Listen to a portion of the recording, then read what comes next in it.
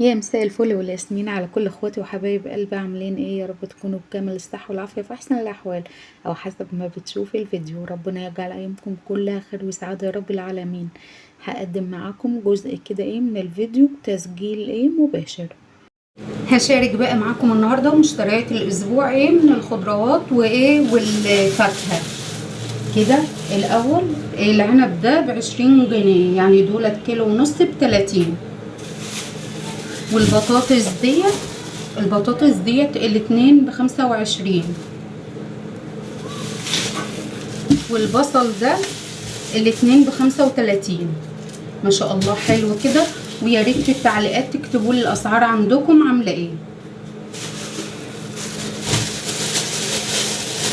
والمانجا ديت كده للاكل ديت عامله 30.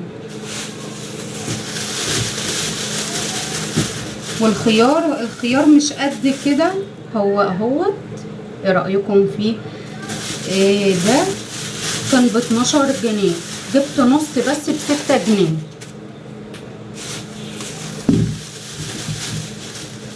والكمثرى ديت كده، الكمثرى ب20، دولت كيلو ونص ب30.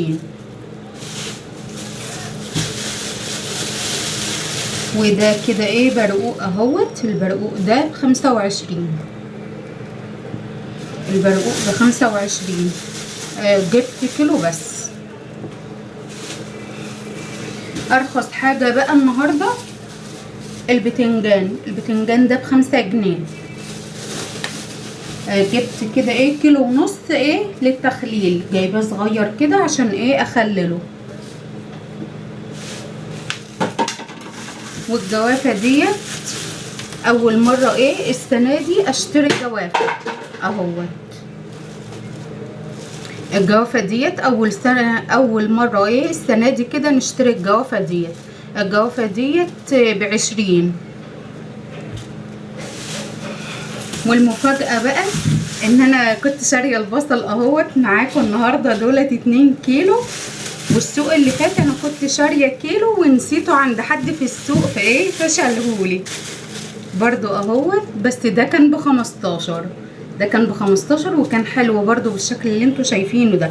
لما تشتري البصلايه المدوره ديت، وعشان تعرفي انها من جوه بايظه شكل بس كده على الفاضي من بره ولا لا، بتضغطي في الاماكن الزرع ديت. شايفين لما تلاقيها ناشفه وايديكي ما بتغرس فيها كده، بتبقى سليمه ونظيفه من جوه. لان في بصل بتاخديه بالشكل من بره كده بيكون حلو ومنظره جميل جدا، وتكتشفي بقى من جوه زي بعض البشر يعني من بره حلوه كده ومهندمه وجميله، وما يعلم بسواد قلوبها غير ربنا. ربنا يكفينا شرهم ويكفيكم انتوا كمان شرهم. كده انا النور طافي معانا. انا شاركت معاكم الغدا. اول ما جيت اول حاجه بدات بيها قلت الغدا، لان انا عارفه ان النور بيطفي، فقلت انجز في وقتي واخلص الاول الاكل المهم الاول، وبعد كده نطلع حاجه تسوق. بس انا اول ما جيت طلعتها من الشنطه وهويت عليها الاكياس، لان انتوا عارفين ان احنا في الحر والحاجه بتكون محتفظه بالحراره. فلو حاجه ما تستحملش الحر هتبصي تلاقيها طريت، ولو قدر الله ممكن تكون باظت معاكي خالص، ففلوسك بتضيع على الارض. فمثلا مش فاضيه او كده، طلعي الحاجه بتاعتك وفتحي عليها الاكياس لو مقفوله، وسيبيها تتهوى وتاخد راحتها، واشتغلي انتي جنب منها لحد ما تخلصي، وبعد كده اغسليها. مش حابه اطول عليكم. انا قبل كده كنت غاسله معاكم، انتوا عارفين نظامي. ان قبلها بيوم، قبل ما بنزل بيوم، بفرز التلاجة، بشوف اللي عندي وايه اللي مش عندي، بحيث اللي عندي ما اجيبهوش تاني. دلوقتي في اكياس لسه ناقصه. ثواني، انا كنت ناسيه الشنطه ديت، ببص على الكرسي لقيتها. صدقوني كنت ناسيها خالص، وعماله ابص في الحاجه اقول لا في حاجات ناقصه. الطماطم عنكم ما تشوف الا النور. مش عارفه في احنا كنا في عز الايام دي بنخزن الطماطم. دلوقتي الطماطم النهارده ب15 جنيه. تخيلوا انها ب15 جنيه النهارده، ربنا يرحمنا برحمته بصراحه. يعني في راجل جاي كده واحنا بنشتري بيقول الطماطم بكام، بقول له ب15. يعلم ربنا الراجل اتصدم، قال ايه اللي ب15؟ قلت له الطماطم صدقني احنا بنلاقيها ايه ب15. جبت كده استكفيت بكيلو ونص، حلو كيلو ونص فضل ونعمه من عند ربنا. الفلفل ده كان ب10 جنيه، جبت ايه نص بس كده لما لقيته مش قد كده اهوت، قلت ايه اجيب نص كيلو بس ايه مش اكتر، كويس وبيقضيني الاسبوع بدل ما اجيب بزياده ايه وارميه. كده معايا الباميه، شوفوا ما شاء الله لسه مجموعه، يعني يعلم ربنا. البياع جايبها سخنه كده في ايه، في قفها معاه كده لسه سخنه، لسه جامعينها من الارض، شايفين ما شاء الله خضره وجميله وزي الفل. قلت ايه برضو في ظل الاسعار اللي احنا ايه ربنا يرحمنا منها ديت، مش هينفع طبعا ايه نشتري كميات لانها ديت ب30 جنيه. تخيلوا ان الباميه ب30 جنيه، فقلت لا، يعني علشان تدبري مثلا مبلغ تشتري بيه هيكون مبلغ بصراحه، فمش هينفع توفري بقى ايه في الايام ديت. فكل سوق كده ايه هشتري كيلو في كيلو كده، بحيث ان على خلاص عبال ما تخلص اكون انا خزنت كيلو في كيلو كده. يعني الكيلو ده انا هعمله ايه على وجبتين مش على وجبه واحده، فايه هيكفيني مثلا مرتين. فهحاول بقدر الامكان اللي انا اجيبه مش هسحبه، بحيث مثلا لو النهارده مثلا هطبخ باميه لا هجيب نص كيلو زياده استعمله والكيلو اشيله كامل كمان لوحده. فيا ريت يكون واصلكم الفكره ديت. مش هنقدر بقى في الايام الجايه ان احنا نخزن مثلا طماطم، باميه، الحاجات اللي ايام خزنها دلوقتي، فهنمشي امورنا بكده ان انا كل سوق مثلا ايه هنشتري كيلو في كيلو، كيلو ونص، 2 كيلو، وايه علشان بيتنا ما يفضاش، ما ينفعش بقى ايه الدنيا تفضى خالص. بصراحه اللي انا مستغربه لها الطماطم بصراحه مش قادره اقول لكم انا اتصدمت. بقول للناس اللمه ديت انا تخيلت انها ب10 جنيه ولا حاجه، قالوا لا ده ب15، واللمه ديت علشان السوق ما فيهوش اصلا طماطم. اغلب البياعين ما جاتش لما لقوا الطماطم غاليه، يعلم ربنا اغلب البياعين ما عادتش بتفرش، بيقولوا لك الزرع غالي لما نشتريه غالي هنبيعه بكام، والمشتري اصلا اللي بيشتري فالناس ما معهاش. ربنا يعين كل واحد على شيلته يا رب. فايه شويه المشتريات ديت فضل ونعمه من ربنا، ربنا يديمها نعمه بس ويحفظها من الزوال. انا بقيت بجيب الحاجات اللي محتاجاها ضروري. يعني كيس البصل ده لو كنت اعرف، لو افتكرت اصلا ان انا ناسيه ما كنتش هشتري ال2 كيلو بصل، وبحق ال2 كيلو بصل دولت كنت ايه جبت بيهم مثلا زودت عليهم شويه وجبت كيلو باميه. بس ايه يلا هي تدابير ربنا، ما نعرفش ربنا شايل لنا ايه. وانا بقى هبدا كده، هو النور طفى كده، انا حاطه الاكل على البوتاجاز اهوت والنور طفى. الحاجات بقى اللي ايه مش هتعوز غسيل مثلا زي الفلفل، البتنجان مش هعمله النهارده لان انا لسه عندي، فممكن اعمله ايه على نص الاسبوع. والبطاطس كل حاجه بقى ايه مش محتاجه غسيل هوديها مكانها. وكده شكل المشتريات معاكم من الخضار والفاكهة. ما حبيتش بقى اطول عليكم الفيديو اكتر من كده لان الفيديو ده طويل شوية، فرصيت انا الحاجة كده اللي عايزة تتغسل غسلتها، واللي عايزة تتشال بدون غسيل هشيلها بدون غسيل، بغسلها عند الاستعمال. وغسلت كده البامية وحطيتها بقى ايه في مصفى كده تتصفى لحد ما اخلص اللي ورايا وابدا ايه اقمعها. هنخزن الباميه دي مع بعض. وزي ما قلت لكم ان احنا بقى في ظروف الغلا ده مش هينفع بقى ان احنا نجمع مبلغ ان احنا مثلا ايه نشتري بيه كمية على بعضها، فكل سوق هنشتري ايه مثلا كيلو في كيلو كده. وطبعا ما نسيتهمش معايا ايه في الغدا، لو واضح لكم في الطبق كده ان انا متبلة فراخ. كنت متبلة فراخ قبل ما انزل، كنت عارفة ان انا هعمل ايه من بالليل، فطلعت الفراخ في التلاجة كده ايه من بالليل، وصبحت الصبح طلعتها وغسلتها وايه وتبلتها وسبتها بقى ايه لحد ما رجعت كده اكمل ايه اللي انا عايزاه. طبعا وكنت برضو عاملة البطاطس مقشراها ومقطعاها، والطماطم كل حاجة كنت سايباها ايه يا دوبك على التنفيذ كده ايه على طول. والثوم برضو كنت مقشراه، والفلفل برضو كنت منضفاه وسايباه برضو ايه على التقطيع، بحيث ان انا ايه ماخدش وقت، لان زي ما انتوا عارفين يوم السوق ده بياخد وقت طويل وكده، عبال ما برجع بقى وافضي الحاجة واغسلها وكده. فرتبي امورك كده بحيث انك ايه ما تكونيش مضغوطة. وكمان ايه مش هنساهم اخر الفيديو برضو ايه هعمل لهم حاجة حلوة بقى ايه لزوم سهرة بقى ايه الخميس الونيس كده. هنعمل بقى ايه سهرة كده ايه بسيطة، حاجة حلوة كده. هنجيب بقى مثلا تسالي، نجيب مثلا حاجة ساقعة، او نعمل بقى عصير فريش جنب ايه الحاجة الحلوة اللي انا ايه هعملها كده اهوت. إيه زي ما شفتوا قطعت بصلاية وملح وفلفل وكاري وبهارات فراخ ومرقة، ودعكتهم كويس، وبعد كده نزلت عليهم بالثوم والفلفل، وبعد كده ايه نزلت برضو ايه بالبطاطس، دعكتها دعكة ايه كويسة كده معاهم، وبعد كده نزلت بورق اللورة ورصيت ايه الفراخ كده والطماطم كده ايه على الوش. انا بحب اعمل الطريقة ديت ايه في الصيف، ولا تسبيك طماطم ولا حاجة ايه تتعب الصدر في الصيف. فايه رصيت الطماطم كده ايه على الوش، واعمل ايه رز بشعرية، الراعي الرسمي طبعا لأي ايه بيت مصري اصيل. إيه عندي ابو مايكل ما بيحبهوش قد كده، فقليل ايه لما بعمله يعني كده ايه.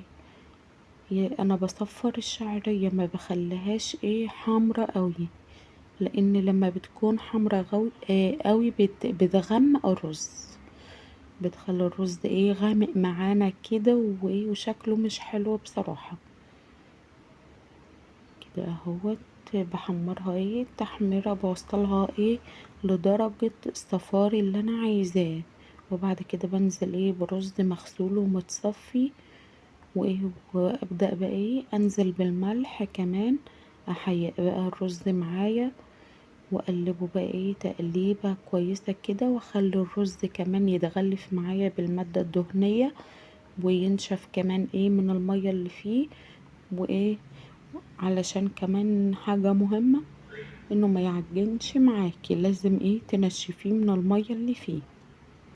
ونزلت بقى ايه بكمية المية المناسبة كده ايه بغطي الرز كده ايه بالمية، وبعد كده ايه بغطيه، ولما بيشرب المية بغطي عليه. طبعا صينية البطاطس دي استوت كده ايه بالشكل النهائي، طبعا ما استوتش على طول هي بتاخد وقت، بس انا بوريكم ايه الشكل النهائي ليها، وكمان الشكل النهائي للرز. واكلة سهلة وبسيطة وسريعة كمان في نفس الوقت، وما تضغطكيش ايه في يومك اللي انت عندك ايه شغل تاني.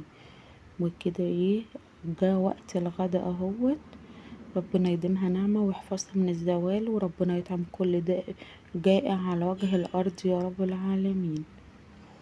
معلش انا بسجل لكم وانا صاحية من النوم، فعشان كده ايه برضو مفيش تركيز، انا مش عارفة امتى هيكون في تركيز. كده ايه البامية قمعتها كده بعد ما نشفت معايا، وحضرت ايه مية بتلج زي ما انتوا شايفين كده مية ايه متلجة، وكده معايا مية بتغلي على النار، وعصرت فيها ايه ليمونة. الليمونة دي مادة حفظ، مادة حفظ يا حبيبي، بتخليها ايه تحافظ على لونها اخضر، وكمان طعمها يفضل زي ما هو. والناس اللي مثلا بيشيلوا البامية بدون ما يدوها غلوة كده على النار، صدقوني ما بتبقاش حلوة نهائي. انا جربت الطريقة ديت ان انا اشيلها خضرة كده بدون سليق، او بدون ما تاخد غلوة كده على النار، صدقوني ولا بتغير لونها بتسمر، وكمان طعمها ما بيكونش حلو، بتحسي انك اصلا بتاكلي حاجة كده مش بامية خالص بصراحة. فاعتمدت الطريقة ديت بقالي كام سنة بعملها، وطريقة جميلة جدا. وقبل كده انا كنت عملتها معاكم طريقة الطبخ بتاعها لما بتطلع كمان من الفريزر كده اهوت. هي طريقة واحدة اللي انا بستعملها بصراحة، ان كانت لسه فريش او متفرزة، بتنفع في كل الاحوال كده. بعد ما خدت لها غلوة او قلبة كده، رحت واخداها كده بالمصفى كده، اصفي منها اي مية سخنة، ونزلت بقى في المية المتلجة كده، وهسيبها بقى لما تبرد نهائي. ديت كده بتخلي البامية تاخد صدمة، وتفضل محتفظة بلونها مهما تسيبيها في الفريزر، تفضل خضرة زي ما هي كده. وهاخدها بقى بعد ما تتصفى خالص اعبيها في الكياس. طبعا الكيس على قد الاكلة، انتي بقى حسب بيتك وحسب اسرتك قسميها بالشكل ده، هتفضل محتفظة بلونها كده. وطبعا اخر اليوم كان عندي شوية غسيل كده قلت بقى ادور عليهم بالمرة، شوية غوامق كده ادور عليهم، بحيث على السهرة كده اخدهم كمان انشرهم. واصبح تاني يوم كده يوم الجمعة ما عنديش غسيل ولا عندي اي حاجة ولا مضغوطة ولا اي شيء. نخش بقى على الحلو اللي هنعمله. والطريقة ديت اول مرة اجربها معاكم بامانة، بامانة ربنا اول مرة اعمل الطريقة ديت. هجربها معاكم وهتشوفوا معايا كده 3 بيضات بحرارة المطبخ. شيء مهم جدا جدا جدا ان المكونات معايا تكون بحرارة المطبخ. معايا 3 بيضات كده، ونزلت عليهم بنقطتين من الفانيليا. ما عندكيش فانيليا سائلة هتنزلي ب3 اكياس من البودرة، من اللي هي البودر العادية، ومعلقة كده من الخل، وكوباية من السكر، وركنتهم كده على جنب. وهجيب كده الكنكة ديت، هنزل كده بكوباية من اللبن، كوباية اللبن اللي بناخدها في المقادير العادية، و5 معالق كده من الزبدة. حابة تحطي سمنة عادي مفيش اي مشكلة، هحطهم على النار يغلوا كده مع بعض. وهضرب انا المكونات ديت مع بعضها، اللي هي 3 بيضات بحرارة المطبخ، ونقطتين من الفانيليا، ومعلقة من الخل، وكوباية من السكر. هضربهم بقى كويس جدا جدا جدا لحد ما يبيض الخليط ده خالص ويبقى كريمي خالص معانا. ما حبيتش اعمل بالمضرب الكهرباء عشان الناس اللي ما عندهاش مضرب كهرباء ما تستصعبش الامر. ومعايا نص كوباية كده ديت خليط زبدة على زيت كده. حابة تحطي زيت لوحده عادي مفيش اي مشكلة. وهفضل اضرب قوي كده فيهم لحد ما كل الخليط يمتزج مع بعضه. المهم في الاخر المادة الدهنية تكون معايا كوباية، اللي انا حطيته مع الخليط دلوقتي والخليط اللي انا حطيته واللي انا حطيته مع اللبن، فاهميني؟ يبقى كل المقدار كوباية مش اكتر، عشان تظبط معاكي. ممكن في الاول خالص تعايري كوباية، تاخدي نصها تحطيه على اللبن يغلي على النار، ونصها تضربيه مع المكونات كده. وهاخد الدقيق معايا دولت كوبايتين من الدقيق، او حسب بقى ما هتاخد معاكي، لان بيكون حسب البيض معاكي. لو البيض كبير طبعا بتكون السوائل فيه اكتر وبيحتاج لبن اكتر. انا هوريك القوام بحيث انك في الاخر تظبطيها. ومعايا كده كيس من الكيك شيف وذرة من الملح. وهبدأ برضو اضرب كده. طبعا الخليط هيتقل معانا لان مفيش سوائل كافية فيه. هفضل اضرب كده، شايفينه تقيل وسميك كده بالشكل اللي انتوا شايفينه. جبت بقى اللبن اللي غلى معايا بالزبدة. ما تقوليش انه هيسلق البيض، طبعا لا، لا يمكن اصلا. انا كنت مفكرة زي كده لحد ما جربت. هنزل كده بالتدريج واقلب، بالتدريج واقلب لحد ما اوصل للقوام المناسب اللي انا عايزاه. بصراحة طعمها ولا اجمل. دي اسمها كيكة الحليب المغلي، روعة روعة روعة. بصي، وهتديك افضل نتيجة من اول مرة. زي ما قلتلك في الاول بامانة، ان ديت اول مرة اعملها، وما شاء الله ظبطت معايا كده من اول مرة. زي ما انتوا شايفين كده انا بنزل بالتدريج واقلب، وبيكون قوامها خفيف شوية عن الكيكة العادية. الكيكة العادية بتكون ماسكة نفسها شوية، ديت بتكون خفيفة شوية بالشكل اللي انتوا شايفينه ده. شايفين؟ هو ده القوام المناسب. بقول لكم اللي فضل كده انا استبعدته.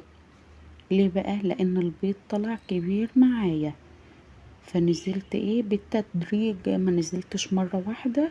واللي اتبقى كده انا ما خدتهوش زي ما وريتها لكم كده. ومعايا صينية متبطنة كده اهو، شايفين قوامها خفيف كده. ومعايا صينية متبطنة بالزبدة والدقيق.